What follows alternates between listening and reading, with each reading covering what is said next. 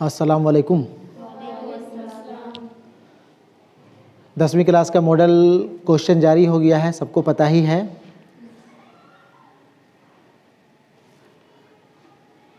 Exam में दो तरह के सवालात होंगे। 1.5 घंटे का जो एग्ज़ाम होगा वो ऑब्जेक्टिव क्वेश्चन वाला होगा और 1.5 घंटे का सब्जेक्टिव होगा, है ना। 1.5 घंटे का जो ऑब्जेक्टिव क्वेश्चन होगा, जो मॉडल क्वेश्चन जैक ने जारी किया है, उसके ऊपर हम बातचीत भी कर चुके हैं। एक एक क्वेश्चन को हम बतला चुके हैं। आज हम सब्जेक्टिव क्वेश्चन के ऊपर आप लोगों के साथ चर्चा करना चाहते हैं, ठीक है। सब्जेक्टिव क्वेश्चन आप लोग देखें यहाँ पे।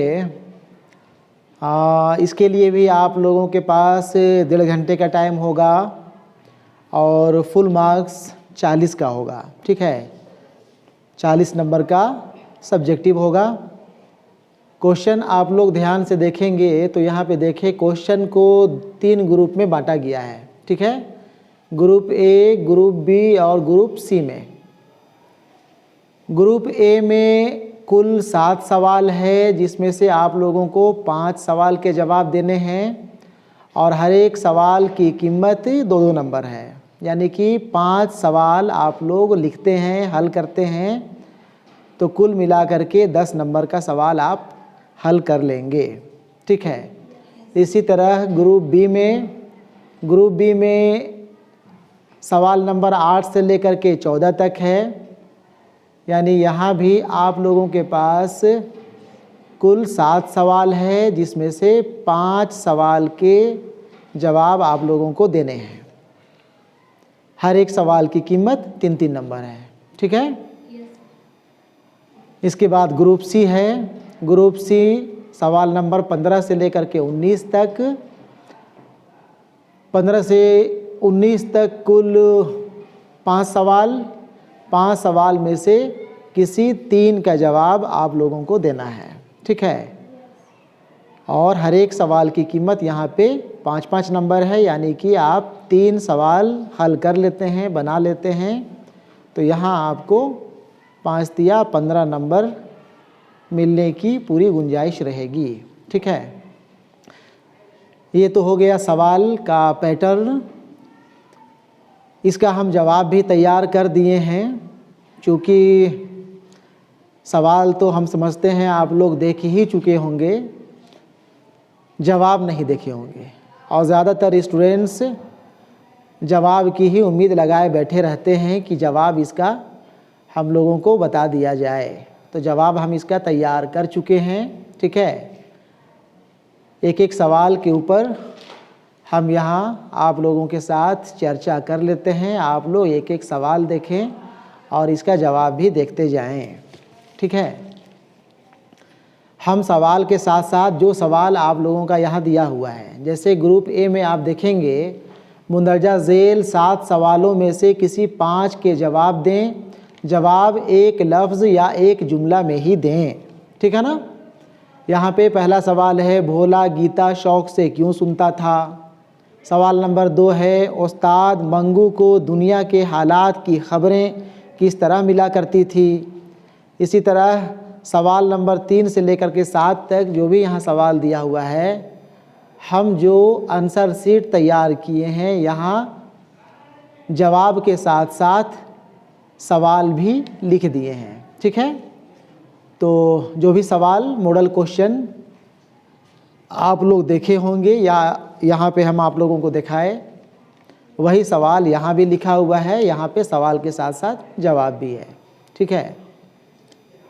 पहला सवाल है, ग्रुप ए का पहला सवाल है, भोला गीता शौक़ से क्यों सुनता था, ठीक है ना। भोला गीता शौक़ से क्यों सुनता था। जवाब इसका होगा, भोला कहानियाँ सुनने का शौकीन था। वो गीता के अध्याय के आखिर में महात्म सुनकर बहुत खुश होता था, इसीलिए भोला गीता शौक़ से सुना करता था, ठीक है ना।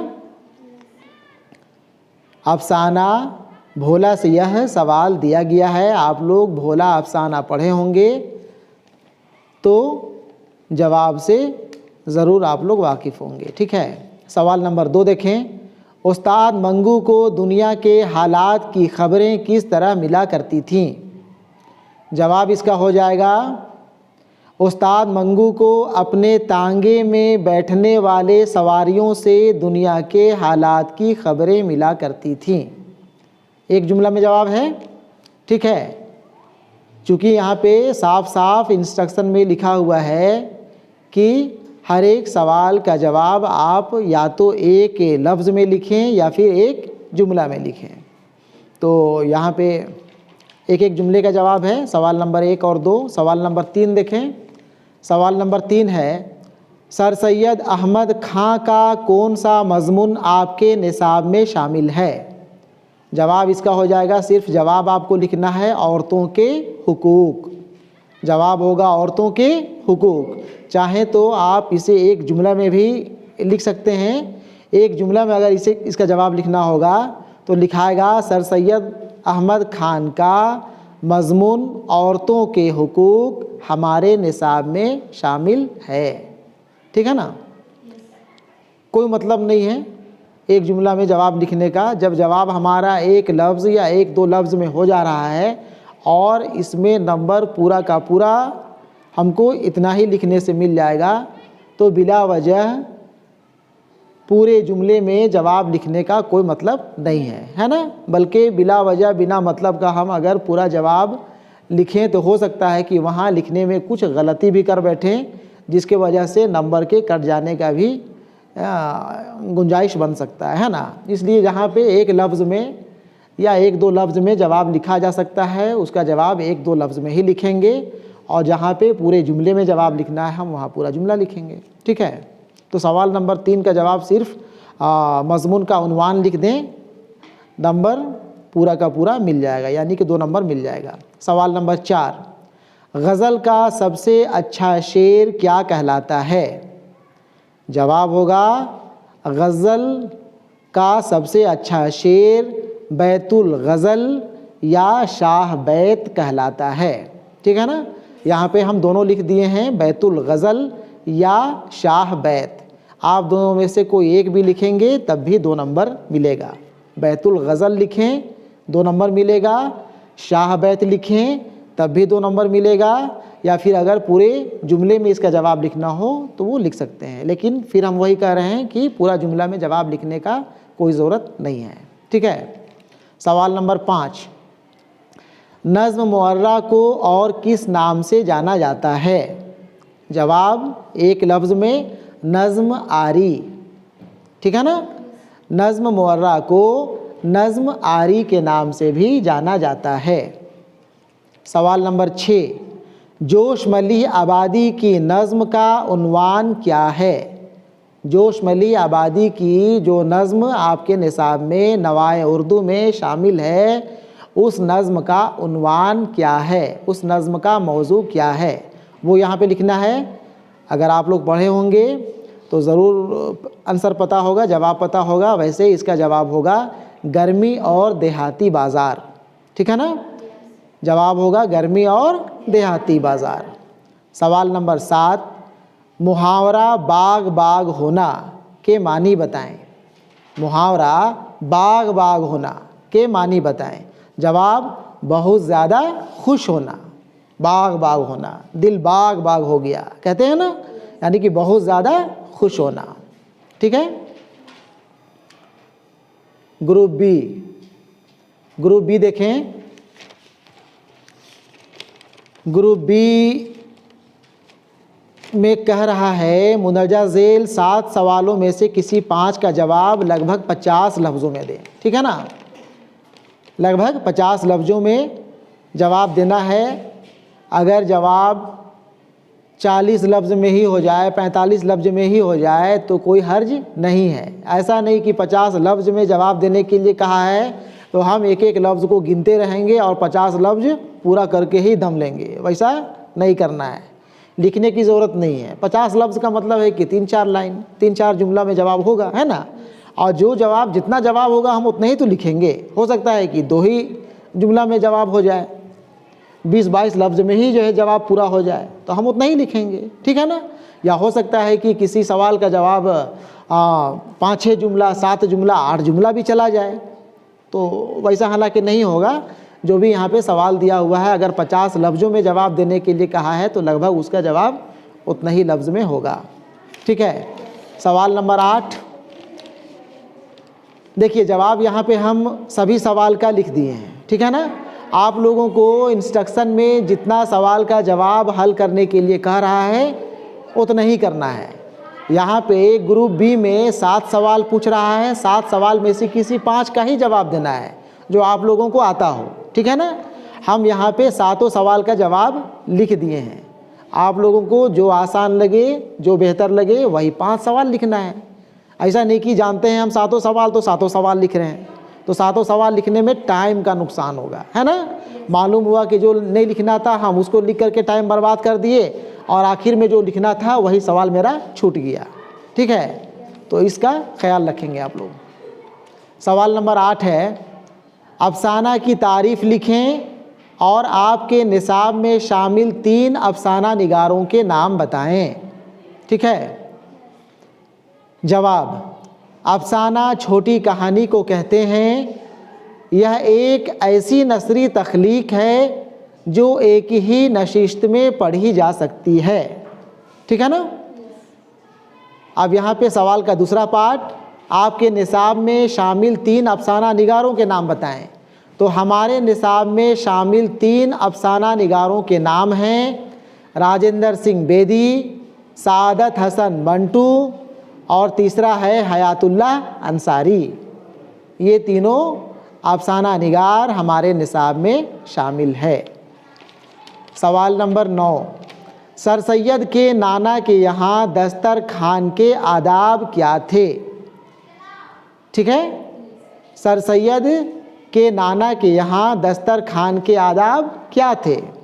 जवाब, सर सैयद के नाना के यहाँ एक चौड़ा चकला दस्तरखान बिछता था। घर के सारे अफराद, बड़े हों या छोटे, सभी साथ बैठकर खाना खाया करते थे। सभी लोग बड़े अदब और सफाई के साथ उनके साथ खाना खाते थे। सबको ख्याल रहता था कि कोई चीज़ गिरने ना पाए, हाथ खाने में ज़्यादा ना भरे और निवाला चिबाने की आवाज़ मुंह से ना निकले, ठीक है ना। सर सैयद अहमद खान के यहाँ खाने पीने के यही आदाब थे।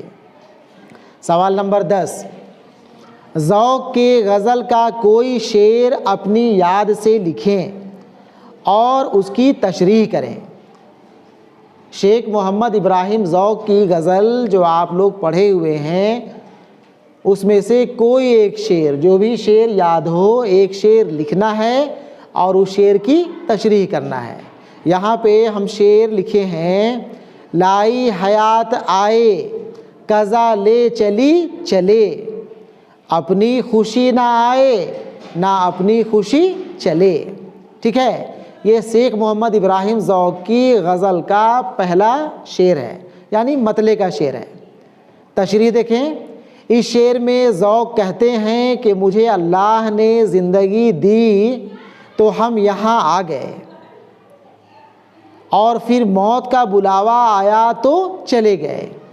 इस दुनिया में मैं ना अपनी मर्जी अपनी खुशी से आया और ना ही अपनी खुशी से मौत के आगोश में चला गया। जो कुछ भी हुआ वो सिर्फ़ और सिर्फ अल्लाह की मर्ज़ी और चाहने से हुआ। ये शेर की तशरीह हो गई है ना, तशरीह कर दिए हम। सवाल नंबर 11, नज़्म ओ देश से आने वाले बता का खुलासा अपनी ज़ुबान में लिखें। नज़्म ओ देश से आने वाले बता का खुलासा लिखना है। जवाब, नज़्म ओ देश से आने वाले बता का खुलासा। नज़्म ओ देश से आने वाले बता अख्तर शिरानी की एक बेहतरीन नज़्म है। इस नज़्म में शायर एक गरीबुल वतन को अपने वतन की याद में तड़पते हुए दिखलाया है।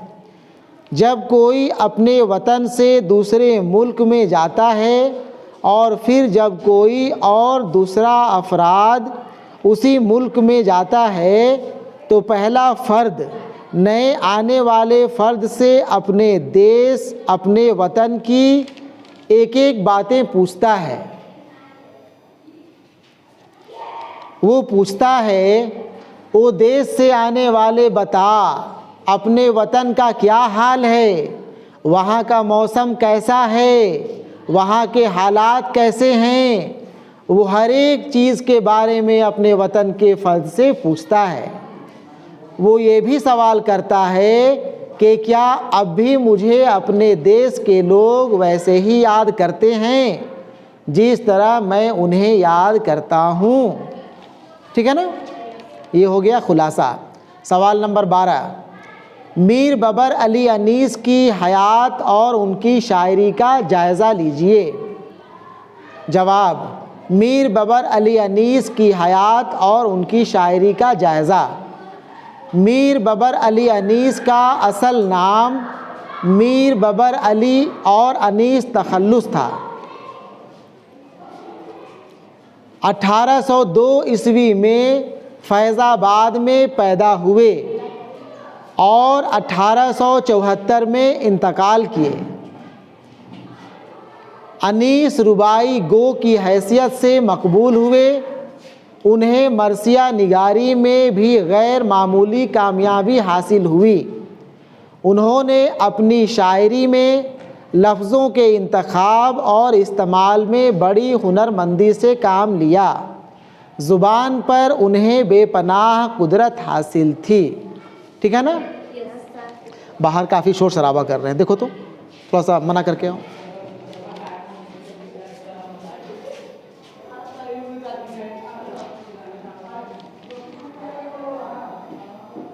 सवाल नंबर 13, प्रेमचंद ने गिल्ली डंडा को खेलों का राजा किस बुनियाद पर कहा है। जवाब, प्रेमचंद ने गिल्ली डंडा को खेलों का राजा इसलिए कहा है क्योंकि यह एक ऐसा खेल है जो खालिस देसी है। इसे खेलने में पैसे ना के बराबर खर्च होता है। इसमें दूसरे खेलों की तरह ज़्यादा खिलाड़ियों की भी ज़रूरत नहीं पड़ती। सिर्फ 2 आदमी मिले, खेलना चाहे और खेल शुरू। ठीक है ना। ठीक है। सवाल नंबर 14, फ़ेल मारूफ और फ़ेल मजहूल में क्या फ़र्क है। ग्रामर से सवाल है। फ़ेल मारूफ और फ़ेल मजहूल में क्या फ़र्क है। फ़ेल मारूफ और फ़ेल मजहूल में फ़र्क, लिखने का तरीका देखें, है ना। जवाब कैसे लिखा जाता है वही हम यहाँ पे जवाब लिख करके या बतलाने की या दिखाने की कोशिश किए हैं कि जवाब लिखा कैसे जाता है। फ़ेल मारूफ वो फ़ेल है जिसका फ़ाइल यानी काम करने वाला मालूम होता है। जैसे अहमद ने खाना खाया, इसमें खाना खाने वाला कौन है यह पता चल रहा है। पता चल रहा है ना। जबकि फ़ेल मजहूल में काम करने वाला का पता नहीं चलता। जैसे खाना खाया गया, कौन खाया पता ही नहीं है। फ़ेल मारूफ में था कि अहमद ने खाना खाया, शम्मा ने खाना खाया, और यहाँ तो पता नहीं चल रहा है फ़ेल मजहूल में खाना किसने खाया, है ना। इसमें खाना कौन खाया इसके बारे में पता नहीं चल रहा। यानी वो फ़ेल जिसका फ़ाइल यानी काम करने वाला मालूम ना हो फ़ेल मजहूल कहलाता है। फ़ेल मारूफ और फ़ेल मजहूल में यही फ़र्क है। ठीक है।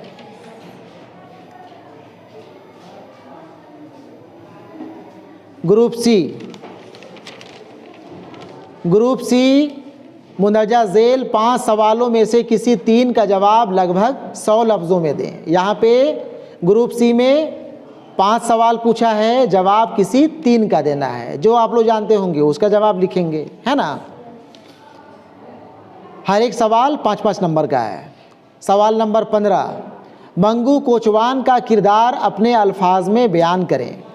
जवाब, मंगू कोचवान का किरदार सादत हसन मंटू के अफसाना नया कानून का एक जीता जागता किरदार है। उसके अंदर कोचवान की सारी खूबियाँ मौजूद है। वो अपने अड्डे का बड़ा अक्लमंद और दुनिया जहाँ की खबर रखने वाला कोचवान है। हालांकि वो इतना भी अक्लमंद नहीं जितना उसके दोस्त, अहबाब और अड्डे के दूसरे कोचवान समझते हैं। तभी तो वो अपने तांगे में बैठे सवारियों की बातें सुन सुनकर उसका मानी कुछ से कुछ निकाल लेता है और फिर उसका अंजाम ये होता है कि आखिर में हवालात में बंद कर दिया जाता है। मंगू का किरदार उर्दू अफसाना का एक याद रखा जाने वाला किरदार है और इसे भुलाया नहीं जा सकता। ठीक है। सवाल नंबर 16, इस्लाम में औरतों को क्या हुकूक और अख्तियारात दिए गए हैं? इस्लाम में औरतों को क्या हुकूक और अख्तियारात दिए गए हैं? जवाब, इस्लाम में औरतों के हुकूक और अख्तियारात कमोबेश वही हैं जो मर्दों को है, यानी औरतों को मर्दों के बराबर हुकूक और अख्तियारात तस्लीम किए गए हैं। जिस तरह मर्द अपनी मर्ज़ी और पसंद से शादी कर सकता है, औरत भी अपनी शादी करने में मुख्तार है। जिस तरह के मर्द का बेरज़ा निकाह नहीं हो सकता, उसी तरह औरत की बिला रज़ामंदी निकाह नहीं हो सकता। औरत अपनी तमाम जायदाद की खुद मालिक और मुख्तार है। वो उसे जैसा चाहे इस्तेमाल कर सकती है, खर्च कर सकती है। वो तमाम मजहबी नेकियों को जो मर्द हासिल कर सकता है, हासिल कर सकती है। वो तमाम गुनाहों और सवाब के एवज़ दुनिया और आखिरत में वही सज़ा व जज़ा पा सकती है जो मर्द पा सकता है। ठीक है ना। सवाल नंबर 17, मोहम्मद इकबाल की हयात और उनकी शायरी का जायज़ा लें। मोहम्मद इकबाल उर्दू के सबसे बड़े शायर की हैसियत से जाने जाते हैं। वो मिल्लत इस्लामिया के साथ साथ कौम के एक बड़े हमदर्द थे। उन्हें शायर नहीं कहकर पैगंबर कहने में कोई गलती नहीं। मोहम्मद इकबाल की पैदाइश 1877 ईस्वी में अब के पाकिस्तान के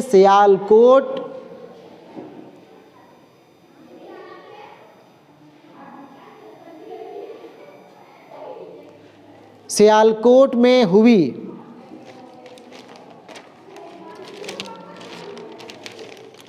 इब्तदाई तालीम के ज़माने में ही शेर कहने लगे थे। उन्होंने अपनी शायरी की इस्लाह दाग से कराई। फ़लसफ़ा की तालीम अंग्रेज़ प्रोफेसर आर्नल्ड से हासिल की।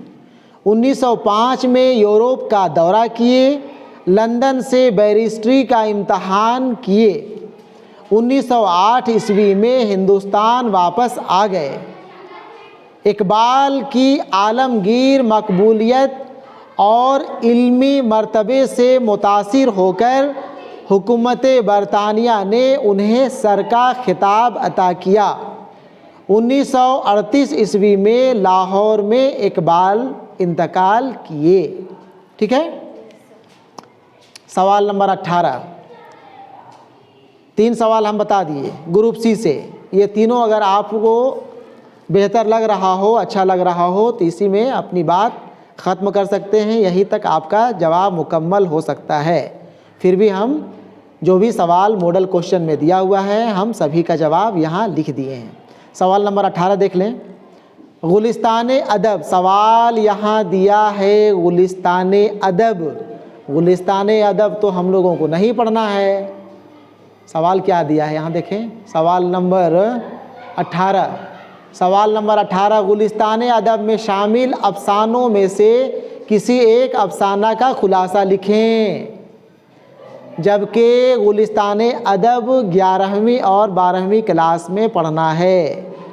यहाँ पे जो मावीन दरसी किताब है 10वीं क्लास में, वो गुलजार उर्दू है। होना चाहिए था सवाल में गुलजार उर्दू में शामिल अफसानों में से किसी एक अफसाना का खुलासा लिखें। 8-10 अफसाने हैं गुलजार उर्दू से, उसी में से किसी एक का जवाब लिखना था यहाँ पे या लिखना है, जबकि गलती से यहाँ गुलिस्तान अदब दे दिया है। ठीक है, यहाँ पे हम सुधार कर दिए हैं। यहाँ जवाब में हम लिखे हैं गुलजार उर्दू में शामिल अफसाना गिल्ली डंडा का खुलासा। ठीक है, गुलजार उर्दू में कई अफसाने हैं, हम यहाँ पे गिल्ली डंडा का खुलासा लिखे हैं। अफसाना गिल्ली डंडा प्रेमचंद का एक बेहतरीन अफसाना है।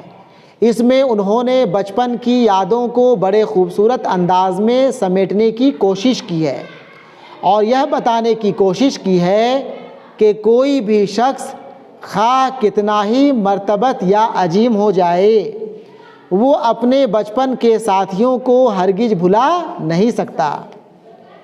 प्रेमचंद ने अपने अफसाने में अंग्रेज़ी परस्त और सकाफ़त के हामियों पर तंज़ करते हुए अपने देश के खेलों मसलन गिल्ली डंडा की तारीफ़ करते हुए क्रिकेट, वॉलीबॉल, बैडमिंटन को फजूल और पैसे की बर्बादी वाला खेल बताते हैं। उनकी नज़र में गिल्ली डंडा एक दिलचस्प और सस्ता खेल है। ठीक है ना? है कि नहीं है? आखिरी सवाल, सवाल नंबर 19, मखलूत ज़ुबान के उन्वान से एक मज़मून लिखिए।